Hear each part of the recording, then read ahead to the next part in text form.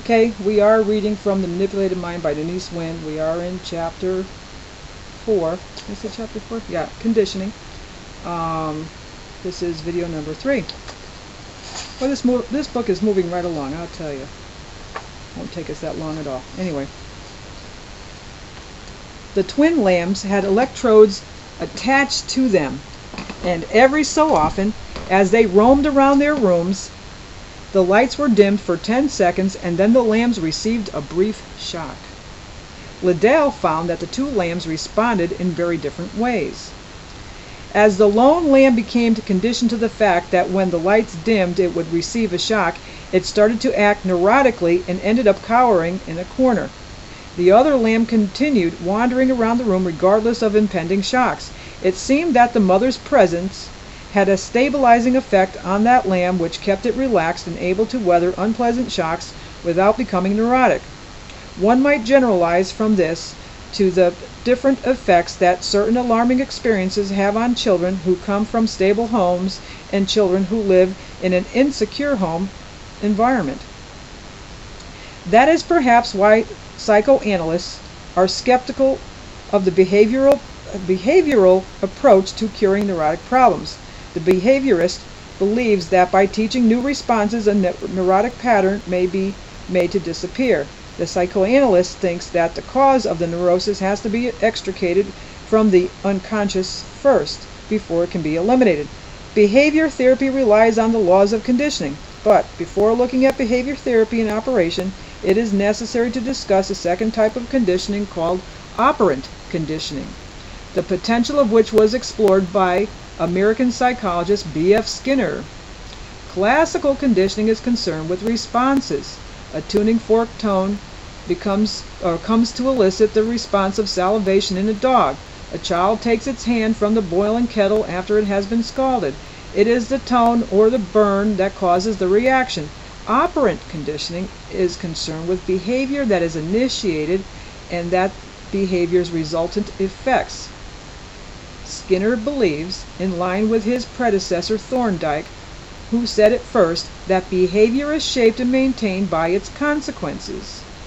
As a simple example, a woman who buys peaches from a particular market stall and on 2 occasions discovers afterwards that they are bad will most probably change the place where she buys her peaches.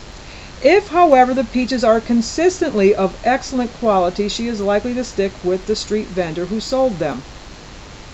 Her original behavior going to that vendor has been reinforced by its consequences, acquisition of good peaches. Skinner used a variety of constructions and mazes and enlisted the aid of rats to prove his point. One construction was the Skinner box, a unit which released a food pellet when a lever was pushed. A rat was put in the box. In a rat-like way, it wandered around the box until accidentally it pushed the lever and received a food pellet. The rat ate it and carried on wandering about. On again accidentally pressing the lever, another pellet appeared. Gradually the rat narrowed down its field of activity so that the lever got pressed more often. Finally it made the association of lever and food, and whenever it was placed in the box, it headed straight for the lever.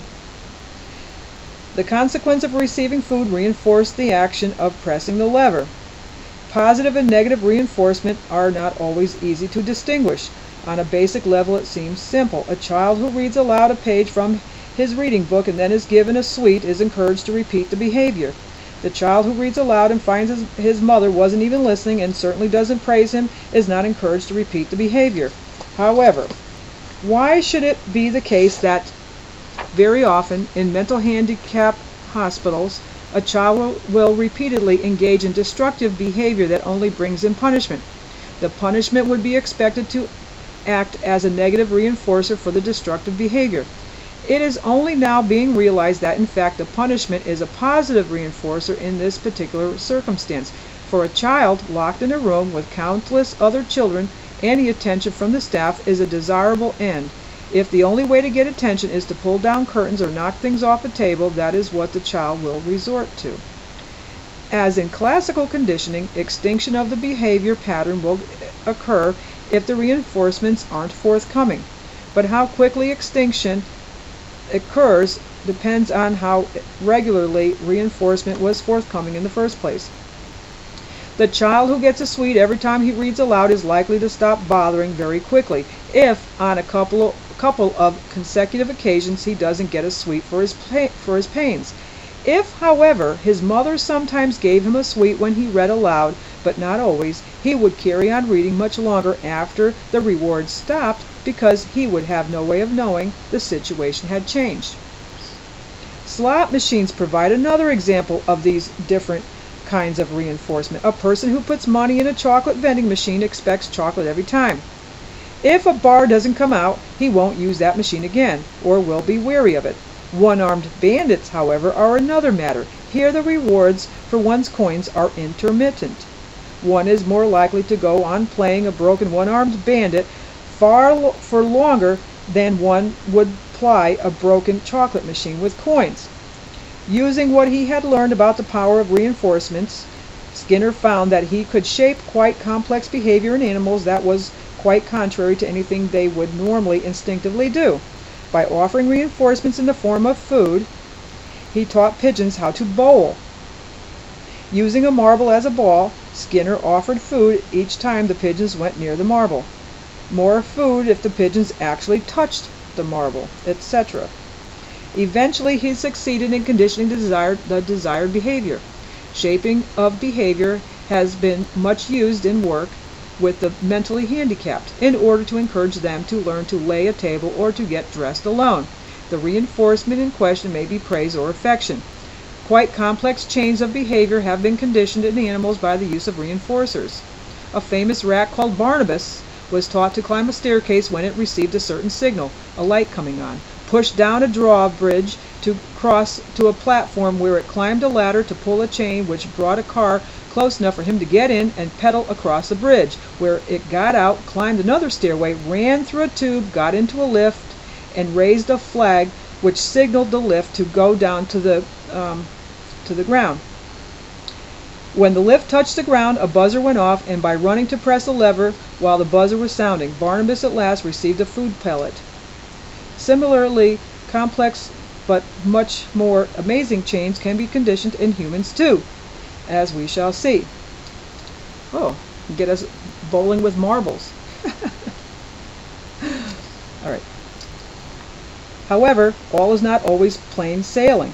Just as it was shown that reinforcements can be positive and negative for different reasons and for different people, it was said in a previous chapter that the Chinese had to discover whether rewards or punishment have the desired effect on different prisoners. So natural behaviors can sometimes interfere with complex learned actions. Several researchers have found that animals trained to trade in a coin for a food reward may end up trying to eat the coin instead. One porpoise even died when it swallowed a baseball bat that had been associated with food. Such hiccups notwithstanding, behavior can clearly be manipulated by using what we know of conditioned learning. It can be manipulated consciously or unconsciously.